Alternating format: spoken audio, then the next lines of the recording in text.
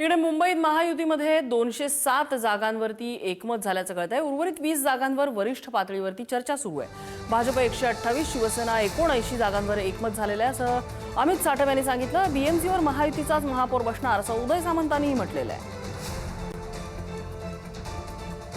जागा वाटपाची ही चर्चा या ठिकाणी झालेली आहे आणि भारतीय जनता पार्टी 128 जागा आणि शिवसेना 79 जागा अशा एकंदरीत 207 जागांवरती आमचं एकमत हे झालेलं आहे।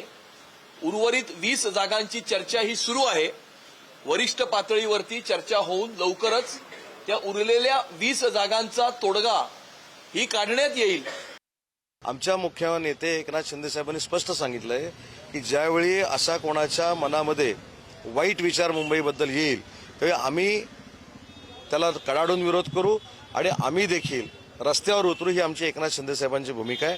तीच मुख्यमंत्र्यांची भूमिका आहे। मुख्यमंत्र्यांनी देखील सांगितलं, कारण शेवटी 25 वर्ष आपण राजकारणातली जर बघितली, भाषणं जर बघितली, ती दर 5 वर्षांना मुंबई तोडण्याचा कुटील डाव विरोधक आखत आहेत अशा पद्धतीचीच भाषणं होतात आणि त्याच्यातनं काय मुंबईकरांना जास्त आउटपुट मिळेल असं मला वाटत नाही।